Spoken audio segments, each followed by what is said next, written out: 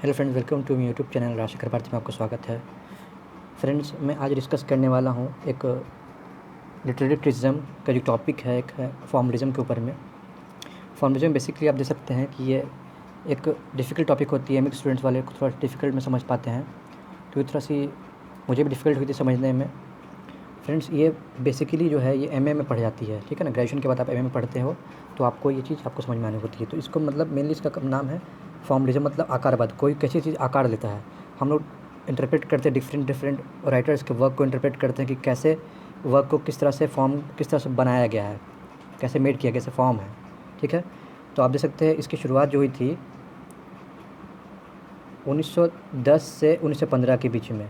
आप देख सकते हैं रशियन फॉर्मलिज्म मेनली ये वर्ल्ड वार फर्स्ट के टाइम पे ये शुरुआत हुई थी। 1910 या 1915 मतलब डेट डिफरेंट आप जब गूगल डाउन करेंगे तो आपको कहीं 1910 मिलेगा, कहीं 1915 मिलेगा। तो 1910 से 15 के बीच में मतलब शुरुआत हो गई थी माना जाता है, ठीक है। इसके जो मेनली 3 पिलर्स है, विक्टर स्लॉवस्की, रोमन जैकब्सन और बोरिस टोमाजेव्स्की। ये तीनों जो हैं ये मॉस्को लिंग्विस्टिक सर्कल से आते हैं, यानी कि मॉस्को भाषा संबंधी सर्कल से ये बिलोंग करते हैं, ठीक है। हम समझेंगे कि इसको कैसे करते, कैसे इंटरप्रेट करते, कैसे समझते हैं हम लोग। चलिए देखते हैं हम लोग वन बाय वन करके पॉइंट। आपको ये पॉइंट जो थोड़ा सा वो समझिएगा तो आपको पढ़ने में आसानी होगी। ये पॉइंट समझ लीजिएगा तो आप फिर आप समझिए कि फॉर्मलिज्म किसको कहते हैं, ठीक है ना। मैंने आराम से मैं सिंपल लैंग्वेज में आपको समझाता हूँ। देखिए है क्या ये, it is a approach that concern primary with form as it name suggest. और फिर मैं बताना चाहता हूँ कि मेरी जो राइटिंग है मैंने इसको रफ कॉपी पे लिखा है, तो राइटिंग के लिए प्लीज़ इसके लिए मुझे अवॉइड कीजिए। राइटिंग मैंने बहुत ख़राब लिखा है मैं जानता हूँ, क्योंकि बहुत जल्दी मैंने लिखा था, बहुत सी चीज़ पढ़नी होती है, इसलिए इसको अवॉइड कीजिए। आप समझने से मतलब रखिए। देखिए, it is an approach that concern primary with form as it name suggest, मतलब मेनली इसको क्या सजेस्ट करता है। मेनली जो है फॉर्मलिज्म जो है, कोई भी हम लोग रचना, किसी की हम लोग वर्क को हम लोग इंटरप्रेट करते हैं तो हम लोग बेसिकली उसको फॉर्म को समझते हैं, किस तरह से फॉर्म में वो लिखा हुआ है, ठीक है ना। अब देखिए सेकंड पॉइंट आप देखिएगा तो क्या है, third it places the greatest emphasis on how something is said. How something is said, कोई चीज़ कैसे कहा गया है। देखिए लिखा, मैं लिखा वहाँ पे कैसे कहा गया है, यहाँ पे मैंने आप लिखा है कैसे कहा गया है। Rather than what is said, rather than what is said, मतलब ये नहीं कि व्हाट इज़ सेड क्या कहा गया, नहीं, हाउ समथिंग इज सेड कैसे कहा गया है, किस वे में, किस स्टाइल में कहा गया है, उस चीज़ को हम लोग पकड़ते हैं, किसी के वर्क को, ठीक है। तो मेनली अभी हम लोग फॉर्मलिज्म समझ रहे हैं। अभी विक्टर लॉवस्की, रोमन जैकब्सन, बोरिस टोमाजेव्स्की के बारे में डील नहीं किया। इसके लिए मैं सेपरेट वीडियो एक के ऊपर अलग लाऊंगा, ठीक है। अलग अलग मैं वीडियो विक्टर पे लाऊंगा, रोमन पे लाऊंगा और बोरिस पे लाऊंगा। तो आप समझिए सिर्फ अभी फॉर्मलिज्म किसको कहते हैं, ठीक है। ये 2 पॉइंट आपको समझ में आ गया। थर्ड चलते हैं हम लोग। देखिए थर्ड में मैंने क्या किया है, formalist believe that work is separate entity. Formalist का मानना था कि जो वर्क है वो एक सेपरेट एंटिटी है, मतलब इसकी अलग पहचान है, अलग स्थिति में है। And not at all depend upon the author's life और the culture which it belong it created. और ये इसको ऑथर के लाइफ से या फिर उसकी हिस्ट्री और कल्चर से इसको कोई लेना देना नहीं है। ये फॉर्मलिस्ट का मानना था। जितने फॉर्मलिस्ट आए, ये तीनों जो है फॉर्मलिस्ट हैं, इसके अलावा भी और भी फॉर्मलिस्ट हुए, लेकिन बेसिकली 3 मेन हैं महान फॉर्मलिस्ट। इनका ये मानना था कि वर्क जो है सेपरेट एंटिटी है, मतलब एक अलग अस्तित्व है, इसकी अलग एक पहचान है। Not at all depend upon the author's life, मतलब ऑथर के जीवन पे या उसके हिस्ट्री या कल्चर से उसको कोई लेना नहीं है, ठीक है, जिसमें which the work is created, ठीक है। अब fourth point, it emphasis implications और close reading of the work itself. कह रहा है ये इम्फेसिस करता है, मतलब ये स्ट्रेस डालता है किस पे, ये व्याख्या पर, मेनली जो वर्क की जो व्याख्या है, या फिर और close reading of the work itself. और हम लोग जो वर्क रीडिंग, यानी कि हम लोग किसी की रचना को जो हम लोग क्लोज रीडिंग मतलब गहन अध्ययन करते हैं तो हमको ये समझ में आता है, ठीक है। जब क्लोज रीडिंग करते हैं हम लोग तब समझ में आता है, गहन रीडिंग करते हैं तो, ठीक है। It is the 11 school of criticism. ये क्रिटिसिज्म के 11 स्कूल में से एक है। जैसे कि अभी और भी पढ़िएगा, इसके बाद स्ट्रक्चरलिज्म आएगा, ठीक है ना, फिर डी स्ट्रक्चरलिज्म आएगा, पोस्ट कॉलोनिज्म आएगा, कॉलोनिज्म आएगा, इको क्रिटिसिज्म, मतलब बहुत सारा क्रिटिसिज्म। तो मेनली 11 स्कूल ऑफ क्रिटिसिज्म है, इसमें से पहला पार्ट यही फॉर्मलिज्म है, तो उनमें से एक पार्ट है, ठीक है। Earliest of the most frequently लिखा हुआ है ना, as one of the earliest and most frequently use forms. बहुत सारा अर्लीस्ट है और मोस्ट फ्रिक्वेंटली यूज फॉर्म है, ठीक है। इन लिटरेरी थियोरी लिखा, देखिए literary theory, formalism refers to critical approaches analyse interpret और इवेल्युएट। देखिए पहले मैं इसको समझा देता हूँ। लिटरेरी थियोरी मतलब जो साहित्यिक सिद्धांत में क्या होता है, फॉर्मलिज्म किसको कहते हैं, refers to critical approaches that analyse, ऐसा अप्रोच जो एनालाइज करता है, विश्लेषण करता है किसी वर्क को, इंटरप्रेट करता है, अनुवाद करता है, और इवेल्युएट द इनहेरेंट फीचर्स, मतलब छुपा हुआ जो फीचर्स है, जो भी टेक्स्ट जो भी आप पढ़ते हैं, किसी वर्क को इंटरप्रेट करते हैं, उसका छुपा हुआ टेक्स्ट को इवेल्यूएट करता है, इंटरप्रेट करता है। समझ में आया? This features include not only grammar, ये जो फीचर्स है सिर्फ ग्रामर ही नहीं, सिंटैक्स भी, जिसको कहते हैं हम लोग वाक्य रचना। सिंटैक्स, ग्रामर मतलब व्याकरण, और वाक्य रचना को भी इंटरप्रेट करता है। बट ऑल्सो लिटरेरी डिवाइसेज, जो भी लिटरेरी डिवाइसेज जो हम लोग को यूज़ होती है पोएम में, मीटर, फिगर, एल्यूजन, है ना, फिगर ऑफ स्पीच, जितने भी है में जो लिटरेरी डिवाइसेज जो हम लोग यूज़ करते हैं पोएम में, उसको भी ये इंटरप्रेट करता है, ये सब चीज़ पे, ग्रामर और सिंटैक्स के अलावा भी। ठीक है।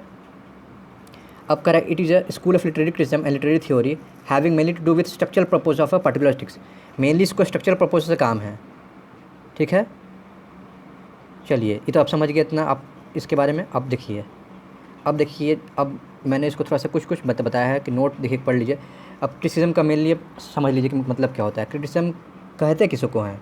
जब क्रिटिसिज्म आप पढ़ रहे हैं तो आप बेसिक समझ जाइए ना। तो क्रिटिसिज्म डजेंट मीन क्रिटिसाइजिंग, किसी को क्रिटिसाइज़ नहीं करना होता है, जबकि इसका मतलब होता है it means analysing and evaluating. Analyse करना, इसको इवेल्युएट करना, समझना। Judging about the negative and positive aspects of something, किसी चीज़ को हम लोग, किसी वर्क को हम लोग जज करते हैं कि इसका नेगेटिव क्या एस्पेक्ट निकल सकता है, पॉजिटिव एस्पेक्ट्स क्या निकलता है। ठीक है, इसका मतलब क्रिटिसिज्म होती है। ये नहीं कि इसका सिर्फ आलोचना कर दो, ऐसा नहीं। क्रिटिक्स, अब क्रिटिक्स किसको कहते हैं? जो आलोचना करते हैं, आलोचनावाद। तो ओपिनियन ऑन समथिंग, किसी ओपिनियन देते हैं अपना, नेगेटिव और पॉजिटिव बाय रेटिंग इट, अपनी ओपिनियन देते हैं कि हाँ ये नेगेटिव वर्क नेगेटिव है, ये ख़राब है, ये पॉजिटिव है। Signifying analysing observing the factors etcetera. और फैक्ट्स, एक राइटिंग थोड़ी सी मेरी गंदी है थोड़ी फ्रेंड, तो इसको आप मैं इसलिए बोल देता हूँ, समझ जाइए आप प्लीज़। बहुत जल्दी मैंने पढ़ा था, बहुत चीज़ पढ़नी होती है, इस राइटिंग गंदी है। ठीक है ना, हालांकि मैं एग्ज़ाम में राइटिंग गंदी नहीं लिखता, लेकिन यहाँ पे लिखनी मतलब बहुत ज़्यादा पढ़नी पड़े तो लिखना जल्दी में थोड़ा हो जाता है। ठीक है, तो देख सकते हैं आप लोग, सिग्निफाइंग एनालाइजिंग, ठीक है, observing the facts etcetera. Observing the facts करके वो नेगेटिव पॉजिटिव अपनी राय देते हैं। अब देखिए, 2 काइंड्स ऑफ लिटरेरी क्रिटिसिज्म, 2 तरह के लिटरेरी क्रिटिसिज्म होता है। पहला, इवेल्युएटिंग लिटरेचर इन जनरल, कोई लिटरेचर किसी साहित्य को हम लोग इवेल्युएट करते हैं, जनरल रूप से हम इवेल्युएट करते हैं। ठीक है। दूसरा है इवेल्युएटिंग स्पेसिफिक वर्क्स, दूसरा है हम लोग उसको किसी स्पेसिफिक वर्क्स पे इवेल्युएट करते हैं। कोई किसी का कोई स्पेसिफिक वर्क, मान लो टी सीरीट का जो वेस्टलैंड है, तो उसके स्पेसिफाइड वर्क्स को हम लोग क्या करते हैं? इवेल्युएट करते हैं। ठीक है, तो ये चीज़ मतलब होता है, 2 काइंड ऑफ लिटरेरी क्रिटिसिज्म होती है। ठीक है, अब मैंने कुछ क्वेश्चन दिखाया 2 ठो, आप समझ लीजिए इसको। What is the main idea of formalism, क्या विचार है फॉर्मलिज्म का, क्या विचार है? देखिए मैंने क्या लिखा है, formalism describes the critical position that the most important aspects of aspect of work of an art. देखिए, अब कहने का मतलब है कि formalist describe the critical position that the most important aspects of work of an art is it's form. कोई भी जो कला है, ठीक है ना, कोई भी रचना जो है, कला जो है, रचना है, कोई रचना जो है कोई वर्क की, इसकी मेनली क्या है? As it is form, the way it is made, as its form, किस तरह से वो बना है, the way it is made, किस तरह से वो बना है। कोई भी जो कला है किसी वर्क में, किसी रचना में किस तरह से बना है।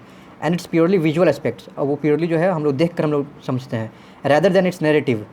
अब वो नहीं किसके हम लोग चले गए वर्णन कर रहे हैं, कहानी सुना रहे हैं। ठीक है ना, क्या कहा गया उससे मतलब नहीं, किस लहजे में कहा गया ये इंपॉर्टेंट है।